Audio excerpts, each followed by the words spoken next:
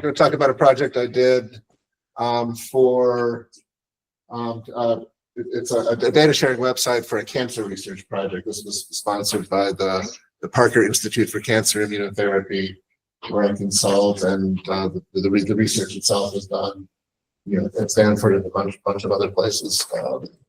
So a word about the science, which I didn't do, and can't talk about that well. But so this is a study of brain cancers, and they used a lot of very advanced experimental techniques where you can detect what's going on in single cells. You can see what proteins they're expressed on their surface, what their RNA is doing. So a ton of data. So I built a query interface that sort of shows what lets people explore the data. So these are some of the dimensions of the individual subjects. You can see what we can query across their tumor diagnosis, and then you can pick a feature, which is the various properties that are read out of the single cells. Let's see. So here are some sample questions you can ask. Find the mean intensity of CD14, which is a surface, a surface protein expressed on immune cells. In primary WHO grade 4, that's like the cancer level, and compare between if you have mutant or wild type in particular gene. So you do that, it generates these violin graphs.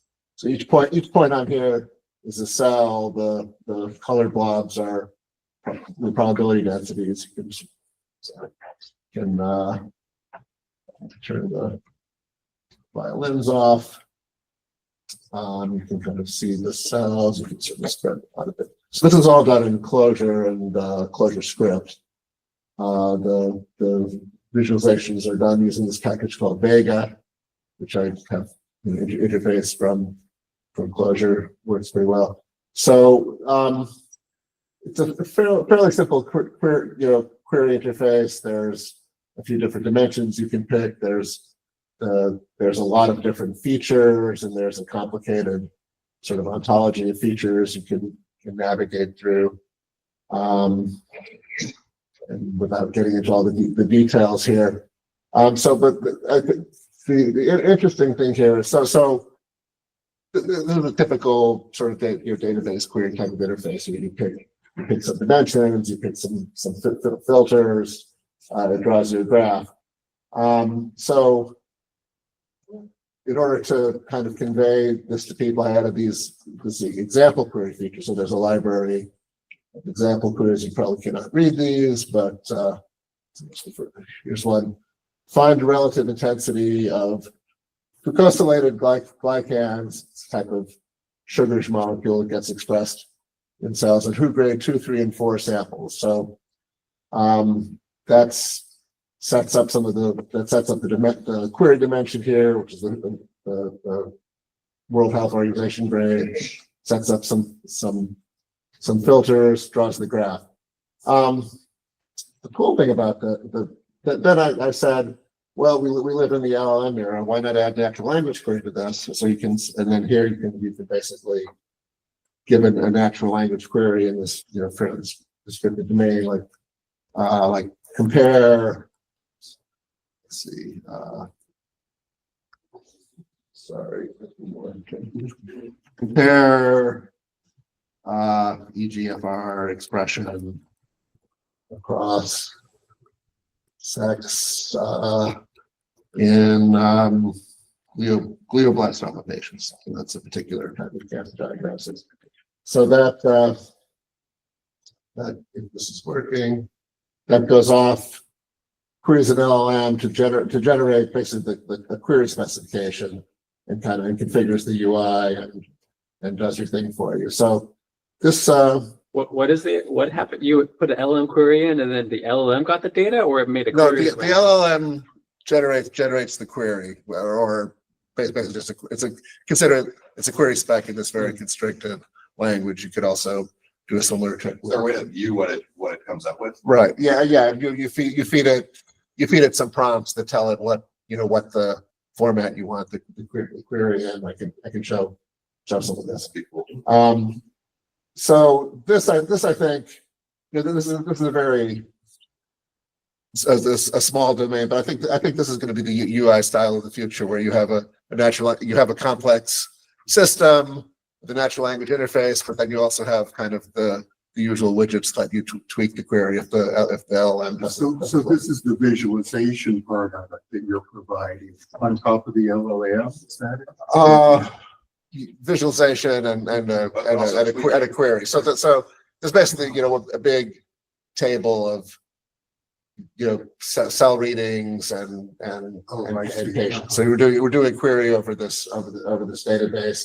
The LLM will generate the query. Query is done sort of by normal database techniques, and then the result is visualized. And everything that you have that's editable here maps to something that got built right. So I'm putting us into the Q&A, 5 minutes of Q&A section now. Okay. Yeah. I guess we got to that from yourself. Yes. I have a question. Yeah. How often does the LLM screw up the query? Don't have a lot of data yet. It does a pretty good job because we have a bunch of suggested query templates which we know work because we're actually prompting 95%, 99%. Maybe 10% of the time it'll screw up. Okay, like 90%. You were mentioning ontology. How does that come into?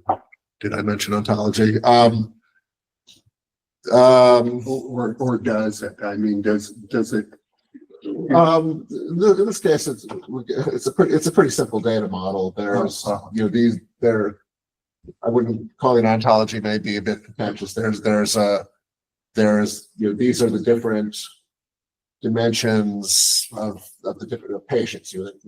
Gender, what kind of cancer they have, what level their cancer's at, and then everything else. There's an ontology of features. This is something the scientists created, and I had to fight with them to get it even semi bashed on there. But there's all these different measurements that they've come up with, which I'm trying to present in a coherent way. Don't ask me about that. That's not my specialty. Any other questions? He asked about how reliable your queries are. Do you keep track of that, or how do you know that it's screwed up? Well, you can. It doesn't result to the LLM. Then it kind of looks at the result and kind of compares that to its template, and it'll fill out the UI as best it can. If it doesn't, it just doesn't. You don't.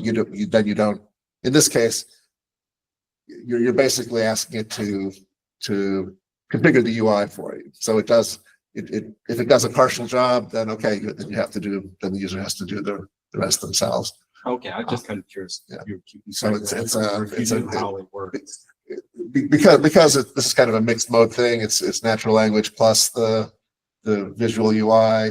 You get a little bit of flexibility in there. And I actually think this is, like I said, I think this is a good UI model for the future. So I'm building a few other projects coming up along these lines. So do you think your users will notice if it's gotten it not quite right, because they're experts? They're just using it as a convenience. The first cut, and there may be some feedback saying, "Hey, I didn't understand this part." So, okay. Thank you very much.